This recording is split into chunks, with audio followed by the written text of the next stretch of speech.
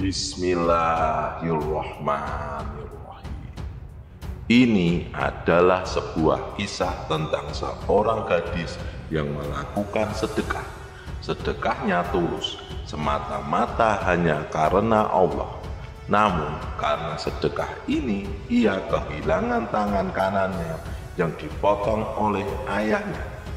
Lalu bagaimanakah cara Allah menolong hambanya ini? Dan bagaimana nasib ayahnya yang zalim tersebut? Untuk itu, di kesempatan kali ini kita akan mengisahkan tentang gadis yang dipotong tangannya karena bersedekah sepotong roti.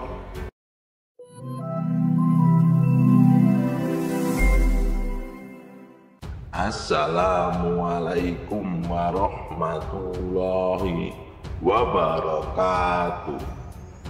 Sahabat Superpedia yang dimuliakan Allah, semoga kita selalu dalam keadaan sehat walafiat. Amin.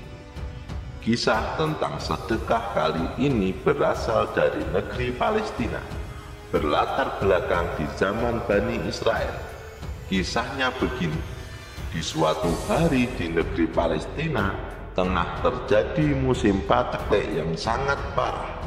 Musim kemarau berkepanjangan menimpa negeri tersebut, sehingga membuat perkebunan gagal panen dan banyak hewan ternak yang mati. Tentu saja kondisi ini menyulitkan masyarakat saat ini, terutama dari segi ekonomi. Banyak orang yang jatuh miskin dan kelaparan karena musim paceklik ini.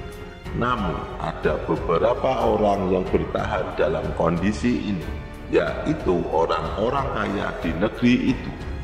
Musim kemarau yang berkepanjangan membuat stok makanan di daerah tersebut semakin menipis. Tak sedikit jumlah masyarakat yang meninggal dunia karena kelaparan. Hal ini membuat orang-orang miskin di negeri itu terpaksa menjadi pengemis. Pada suatu malam, ada seorang pria pengemis yang mendatangi rumah orang kaya. Pria ini berniat untuk meminta sedikit makanan kepada pemilik rumah tersebut. Ia mengetuk pintu rumah orang kaya itu dan mengucapkan salam. Ternyata ada seorang gadis cantik yang membukakan pintu. Pria pengemis itu langsung menyampaikan maksudnya, meminta sedikit makanan kepada gadis tersebut karena ia sudah tidak makan selama berhari-hari. Merasa kasihan, gadis cantik itu mengambil sepotong roti dari dalam rumahnya dan memberikan kepada pria pengemis tersebut. Dengan wajah berseri-seri, pengemis itu menerima sedekah sepotong roti tersebut, kemudian mengucapkan terima kasih sebelum beranjak pergi dari rumah orang kaya itu. Sahabat seiman, ketika gadis cantik ini memberikan sepotong roti kepada pengemis, rupanya sang ayah dari gadis ini tak sengaja melihatnya. Ayah gadis ini terkenal sebagai orang yang pelit di negeri itu. Dengan emosi, sang ayah mendatangi putrinya dan memarahinya habis-habisan karena dinilai putrinya sudah keterlaluan. Putrinya pun dengan santun menasihati ayahnya untuk senantiasa memberikan sedikit hartanya kepada orang-orang yang memerlukan. Namun bukannya sadar, emosi sang ayah malah semakin tak terkendali. Dia lantas pergi ke dapur, mengambil sebuah pisau dan memotong tangan putrinya sebatas pergelangan tangannya. Akhirnya gadis ini kehilangan pergelangan tangannya, yang membuatnya menjadi cacat seumur hidup. Orang-orang munafik, yaitu orang-orang yang mencela orang-orang mukmin yang memberikan sedekah dengan sukarela, juga ikut berkomentar. Mereka mencela orang-orang yang tidak memperoleh harta untuk disedekahkan selain sekedar kemampuan mereka. Maka orang-orang munafik itu menghina mereka. Allah akan membalas penghinaan mereka dan untuk mereka azab yang pedih. Al-Quran Surat At-Taubah ayat 78.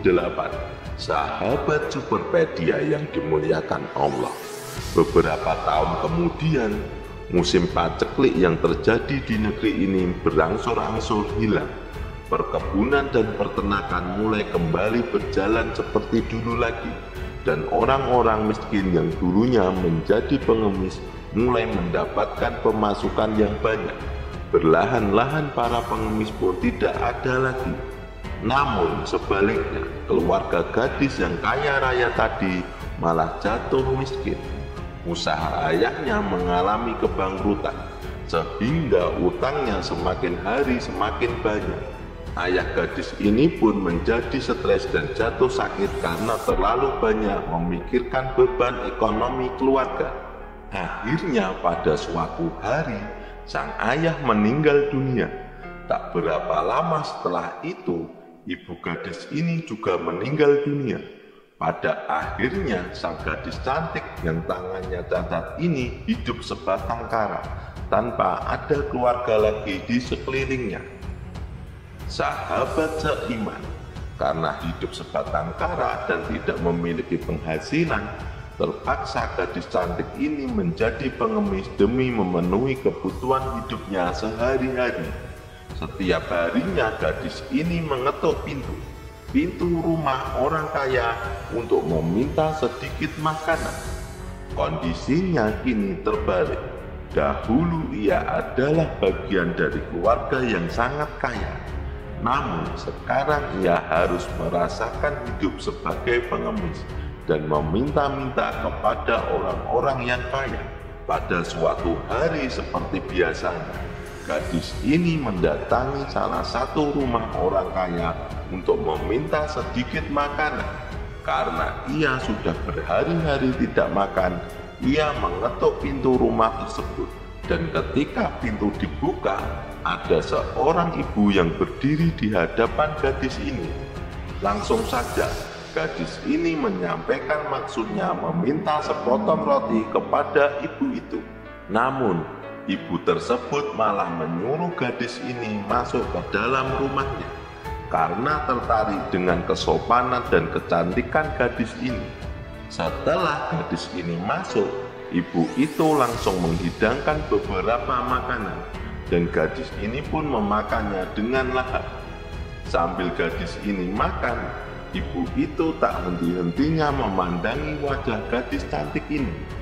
Ia masih terpukau dan takjub akan kecantikan gadis pengemis ini. Dalam hati ibu itu berpikir bahwa mungkin gadis ini cocok jika dijodohkan dengan putranya. Karena selama ini anaknya selalu menolak wanita yang dijodohkan untuknya.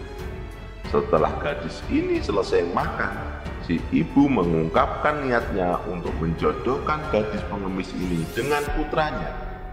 Gadis ini berpikir, karena ia sudah cukup umur dan tidak memiliki siapa-siapa, apalagi keluarga, ia pun mau untuk dijodohkan. Dengan perasaan senang, si ibu menyuruh gadis ini untuk membersihkan diri di sebuah kamar yang tertutup, serta menyiapkan beberapa helai pakaian bagus untuknya, agar bisa ketemu dengan putranya. Tak tunggu waktu lama, akhirnya putra dari ibu ini datang.